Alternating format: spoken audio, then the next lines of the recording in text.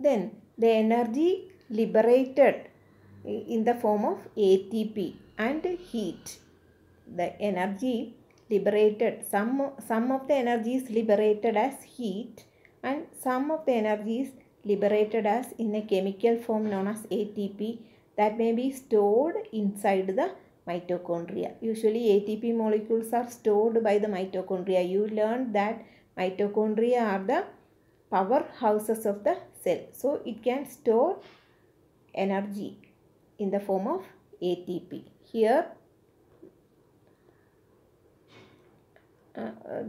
how the energy breaking down of glucose by diagrammatic representation, energy is some of the energy is released as heat and carbon dioxide and water is also produced, and the energy in the form of ATP, then energy used in work, some energy is used in work, and a phosphate molecule is released when a phosphate bond, ATP meaning adenosine triphosphate, triphosphate meaning 3 phosphate molecules may be present. When a phosphate molecule release, that become diphosphate, that is ADP. ATP become ADP, adenosine diphosphate. Again this adenosine diphosphate, when it attached with one molecule of phosphate, then again it become ATP. That will going on inside the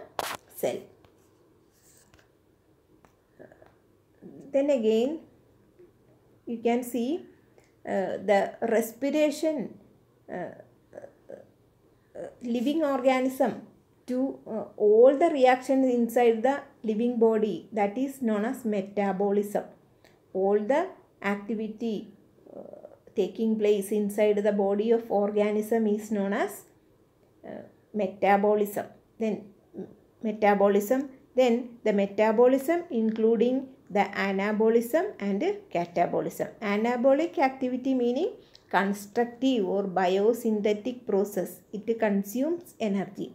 We know that when we consume energy, when we consume food, that will break down inside our digestive system and it is absorbed. Then that if we eat protein, that protein will again change into the protein inside our body.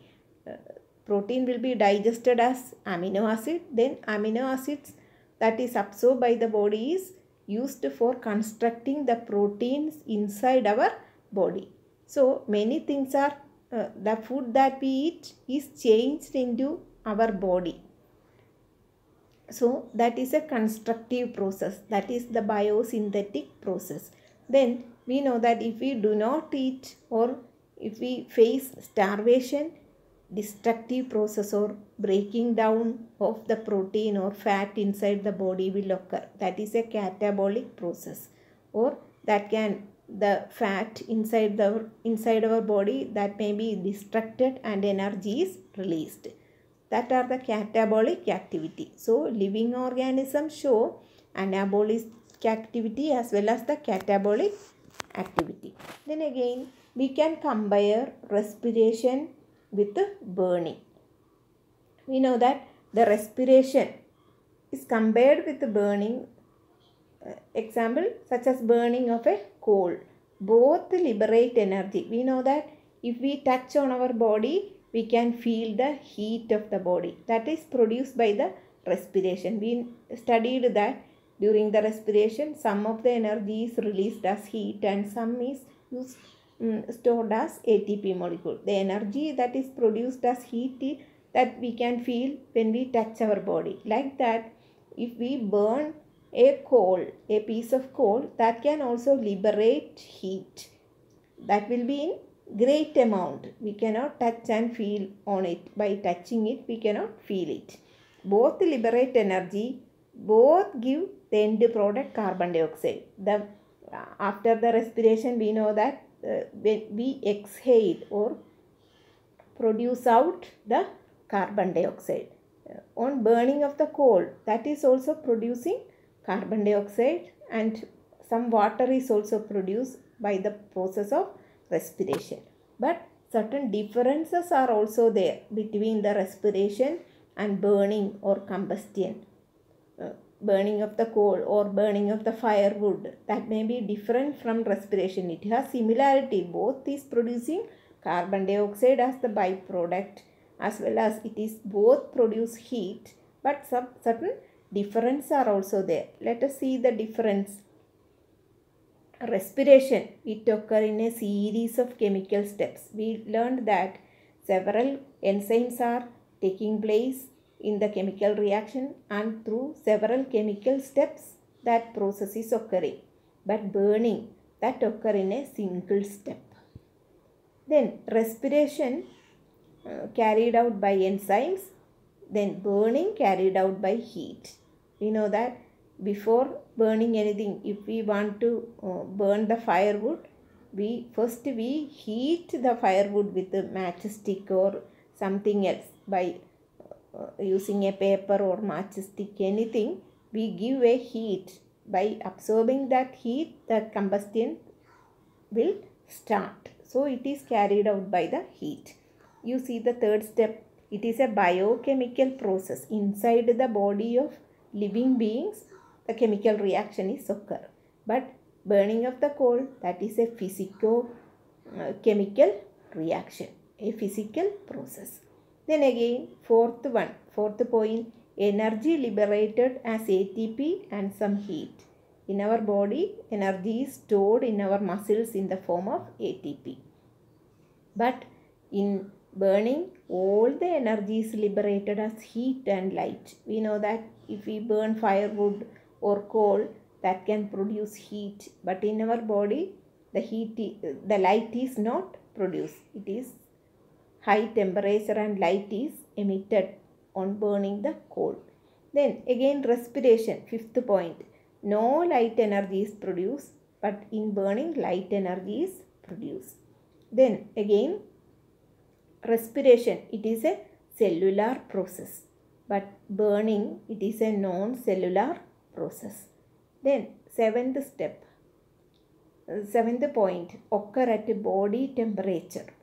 Then burning occur in very high temperature, but respiration occur in body temperature. So certain similarities are there. We can compare, if we compare the respiration with burning, some certain similarities are there, as well as some differences also there.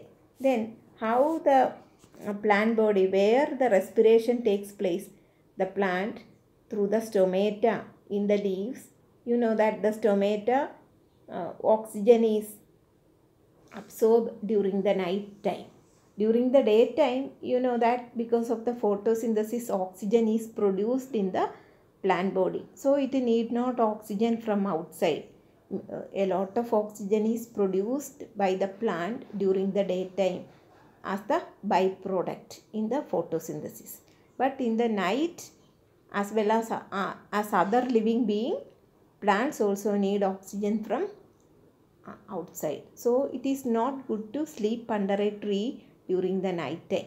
During the daytime it is good, because during the photosynthesis plants produce a lot of oxygen. Some is used by it extra, or the extra oxygen that is emitted out by the plant. So it is good to sleep under a tree during the daytime, but in the night it is not good, because plants are also absorb oxygen from outside. Then through the lenticels in the stem has small opening known as lenticel. Through the lenticel, stems are breathing or taking in oxygen. Then in the roots are absorbing oxygen through the general surface of the root. You know that we tilling of the ground, we also, for growth of the plant, we always till the ground. That will, or plowing of the ground, help to aerate the soil. That is why the roots can absorb enough oxygen from the ground, so that it can grow very well. Now I am finishing the lesson. I shall send some note after this. Thank you for watching.